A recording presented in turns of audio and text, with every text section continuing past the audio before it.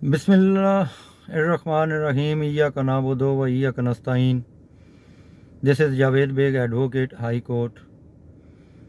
अस्सलाम वालेकुम मेरे पाकिस्तानियों, please subscribe my channel, bell icon press करें, लाइक और शेयर करें। J.B analysis.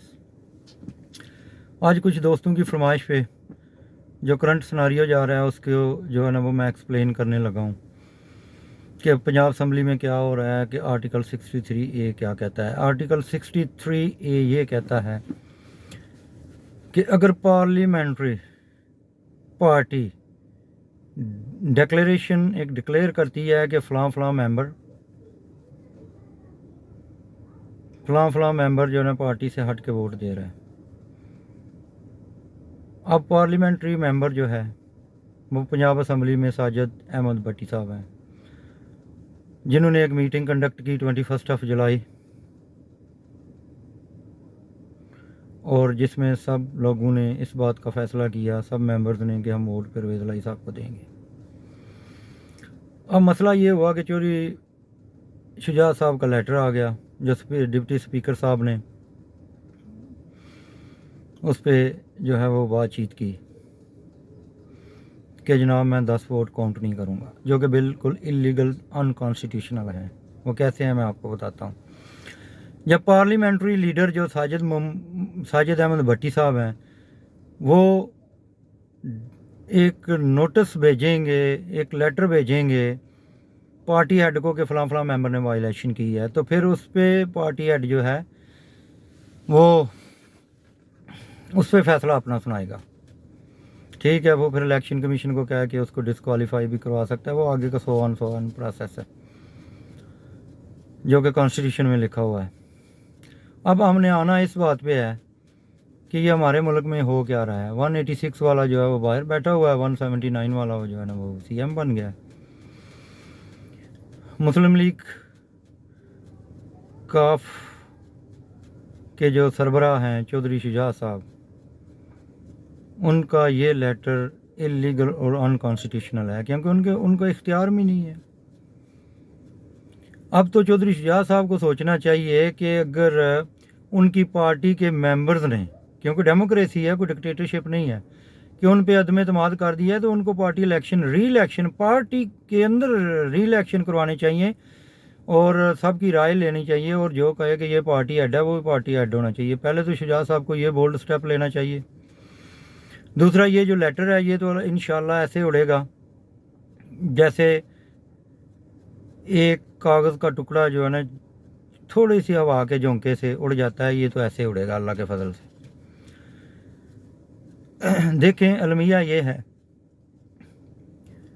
कि डिप्टी स्पीकर कहता है कि जी मैं जो सुप्रीम कोर्ट का फ़ैसला है मैं तो उसको फॉलो कर रहा हूँ। भाई आप उसकी वायलेशन कर रहे हो।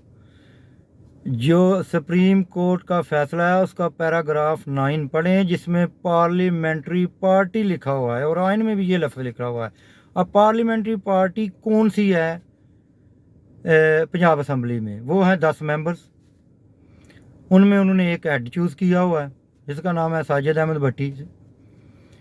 अब वो पार्टी पार्लियामेंट्री पार्टी जो पार्लियामेंट के अंदर है, जो पंजाब असम्बली के अंदर है, सुप्रीम कोर्ट ये कहती है कि अगर आइन भी ये कहता है कि अगर पार्लियामेंट्री पार्टी जो है वो इस चीज़ का नोटिस या कोई लेटर इशू करती है कि फ़लाँ मेंबर ने पार्लियामेंट्री पार्टी के कहने के बावजूद भी वोट किसी और को कास्ट किया है, तो फिर वो डिस्क्वालीफाई हो सकता है, अदरवाइज़ नहीं हो सकता। अब चौधरी शुजात साहब के लेटर का तो नहीं बनता, वो तो ऐसे उड़ जाएगा, मैंने आपको बता दिया है। अब लेटर भी कब मिला है? जब वोट कास्ट हो चुके हैं।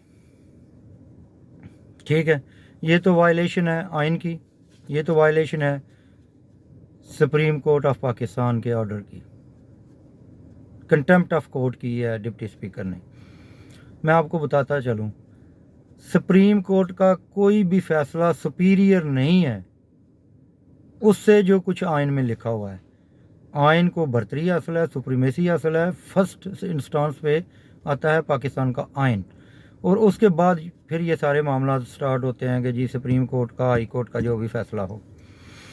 नहीं करनी चाहिए थी, वायलेशन नहीं करनी चाहिए थी। अब उन्होंने वायलेशन की है तो इसका खमियाजा वो ज़रूर भुगतेंगे।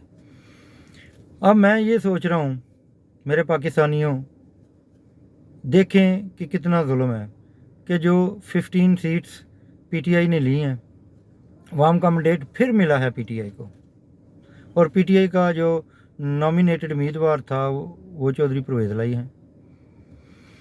अब मसला ये है कि वाम का मैंडेट बार बार चोरी करके और आप इस तरह कहेंगे तो आपको तो सीएम कोई भी नहीं मानेगा। हमजा साहब, आप पहले आइन के तकाजे पूरे करें।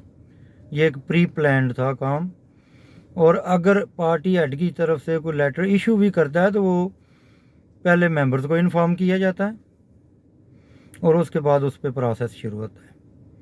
चौधरी शुजा साहब ने कोई ऐसा लेटर इलेक्शन से पहले कोई सरेआम नहीं आया, कोई असेंबली में डिस्कस नहीं हुआ, कोई किसी मेंबर के पास नहीं आया। वो तो स्पीकर साहब अपनी जेब से निकाल के कहते हैं कि ये जनाब लेटर जो है ये मुझे चौधरी शुजा साहब ने भेजा है। और बड़ी अच्छी बात है कि दोस्त मज़ारी साहब को शुजा साहब की समझ भी आ गई है, उनके घर वालों को उनकी बात की समझ नहीं आ रही। मैं किसी की बीमारी पे कोई क्रिटिसाइज़ नहीं कर रहा, मैं बाय द वे बात कर रहा हूँ कि जो उनके करीबी हैं उनको शायद कुछ उनकी थोड़ी बहुत समझ आती होगी। तो डिप्टी स्पीकर तो ऐसे है जैसे कि उनकी परवरिश जो है वो चौधरी शुजा साहब के यहाँ आई हुई है, उनको हर बात की समझ आ रही है। ठीक है, अब ये हो गया, उसका अनकॉन्स्टिट्यूशनल एक्ट हो गया। और जो लेटर आया है, अगर चौधरी शुजा साहब ने उसको इशू किया है तो वो बिल्कुल कंटेम्प्ट ऑफ वो भी कोर्ट में आता है, और उसमें कंटेम्प्ट ऑफ कॉन्स्टिट्यूशन भी है, वायलेशन ऑफ कॉन्स्टिट्यूशन भी है। तो इनके ख़िलाफ़ पीटीआई को, और मेरे ख्याल में रात को सुप्रीम कोर्ट रजिस्ट्री लाहौर में जो है ना वो इनकी जो है ना वो इंटरटेन किया गया इनकी पिटीशन को, और सुबह आज मेरे ख्याल में वो supreme court of Pakistan Islamabad में कंटेम्प्ट की पिटीशन मूव करेंगे डिप्टी स्पीकर के ख़िलाफ़। ठीक है, ये जो था मैंने आपसे सिनारियो डिस्कस किया है कि ये बिल्कुल कॉन्स्टिट्यूशन से हट के मैंने कोई बात नहीं की। जो कॉन्स्टिट्यूशन के अलावा सुप्रीम कोर्ट के आर्डर की बात की है वो पैराग्राफ 9 है, उसमें पार्लियामेंट्री पार्टी का लफ्ज़ इस्तेमाल हुआ है। तो अब पार्लियामेंट्री पार्टी तो वही होती है जो पार्लियामेंट में चंद एक लोग बैठे होते हैं। जो पार्टी का हेड होता है वो पार्लियामेंट्री पार्टी में इंक्लूड नहीं होता भाई, नहीं होता। कॉन्स्टिट्यूशन को देखो, कॉन्स्टिट्यूशन को पढ़ो, 63A पूरा कंप्लीट, उसकी क्लॉज भी पढ़ के देख लें, आपको पता चल जाएगा कि हमारे साथ हुआ क्या है। अब फिर ये जो जिस तरह कर रहे हैं तो इसका मतलब है कि चौधरी शुजा साहब का लेटर तगड़ा है अवाम के वोटों से, जबकि अवाम ने मैंडेट दिया है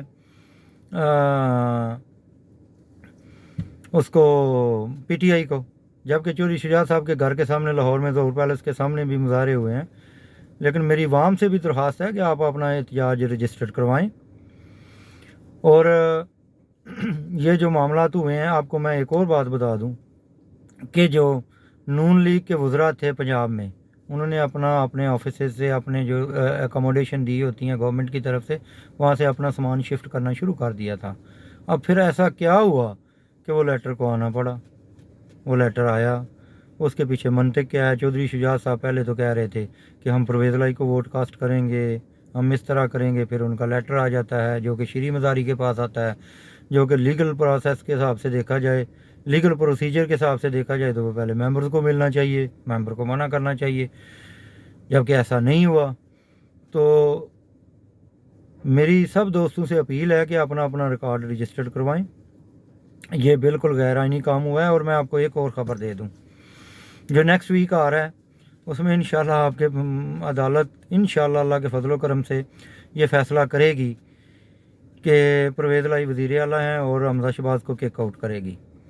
ये मेरी बात लिख लें, नेक्स्ट वीक जो मंडे से संडे तक, आज सैटरडे है, तो वो इंशाल्लाह अगले वीक में वो चौधरी परवेज़ लाई साहब आएंगे और इंशाल्लाह पंजाब की कमाल संभालेंगे और जो खान साहब हैं उनके विजन को आगे लेके जाएंगे। अब देख लें कि पाकिस्तान में होता क्या है। अब मुझे ये भी मेरा एक क्वेश्चन है उन दोस्तों से, क्या PMLN ने जो ऐसा किया, क्या ये फेमस हो गए?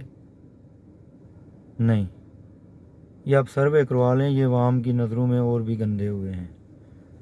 और 2-3 दिन अगर इनकी CMशिप बढ़ गई है, कोई फ़र्क नहीं पड़ता। बयानिया इस वक्त खान साहब का ही चलना है, मैं आपको सही बता रहा हूँ। बिल्कुल अपनी राय दे रहा हूँ कि बयानिया खान साहब का ही चलना है इस इलेक्शन में भी, और जो अगला जनरल इलेक्शन होगा उसमें भी खान साहब का बयानिया ही चलना है, और किसी का बयानिया नहीं चलेगा। अब थोड़ा सा फ्यूल प्राइसेस पे आ जाएं। आप दोस्त अगर गूगल करें, सबके पास नेट अवेलेबल होता है, तो आप चेक कर लें कि 30 मार्च 2022 को पर डॉलर जो फ़ी बैरल रेट था वो 130 पर बैरल, $130 पर बैरल रेट था। और उस वक्त खान साहब तेल जो दे रहे थे, पेट्रोल दे रहे थे, वो 150 का दे रहे थे। ग्रेजुअली ये कम होता गया, कम होता गया, कम होता, इस वक्त $94 पर बैरल है। आप उसमें देख लें कि अब पाकिस्तान में 231 का तेल है, पेट्रोल है। अब मेरा मुतालबा ये है कि इनके इलेक्शन तो होते रहेंगे, अवाम के लिए इन्होंने क्या सोचा? क्या अवाम को महंगाई कम की गई, या ये अपनी सियासत का रोना रो रहे हैं सारे सियासतदान? होना ये चाहिए था कि अवाम को कुछ रिलीफ देते। इन्होंने ये 18 और 40 कम किया है, ये भी इन्होंने इलेक्शन के लिए किया था। अभी देखें ये और बढ़ाएंगे, जबकि इनको कम करना चाहिए था। अभी 120-125 का पेट्रोल पर लीटर होना चाहिए, तो आप देख लें 105-110 रुपये ज़्यादा है, क्योंकि आलमी मार्केट में कम हुआ है। तो इन लोगों को ख्याल करना चाहिए, अवाम का सोचना चाहिए। महंगाई इतनी बढ़ गई है, ये तो एक्सपीरियंस बंदे थे, और ये कह रहे हैं कि जी हमारे पास जहर खाने के पैसे नहीं हैं। तो ये जो मेंबर्स को मुबैना तौर पे ये कहा जा रहा है कि ये जनाब इतने करोड़, इतने अरब, वो कहाँ से आ रहे हैं? आपने प्राइम मिनिस्टर हाउस में 20 करोड़ का ख़र्चा कर दिया एक स्विमिंग पूल पे, तो आपके पास तो जहर खाने के लिए पैसा नहीं है। आप ये सब कैसे कर लेते हैं? मुझे तो नहीं समझ में आती। लेकिन आवाम को चाहिए कि आवाम में शऊर आना चाहिए। आवाम में शऊर आ चुका है। रात को एहतजाज हुए हैं, प्रोटेस्ट करें, ये आपका कॉन्स्टिट्यूशनल राइट है, आपको कोई रोक नहीं सकता, सिर्फ पुरअमन होना चाहिए, ठीक है। और मेरी तरफ से मेरे दोस्तों को अल्लाह हाफिज़, पाकिस्तानियों अल्लाह हाफिज़। और मैं please subscribe my channel and bell icon को प्रेस करें, लाइक और शेयर करें। बहुत शुक्रिया। अगले वीलॉग के साथ बातें तो बहुत हैं करने वाली, टाइम शार्ट होने की वजह से इंशाल्लाह अगले वीलॉग में मज़ीद डिटेल के साथ बात करूँगा। बहुत बहुत शुक्रिया।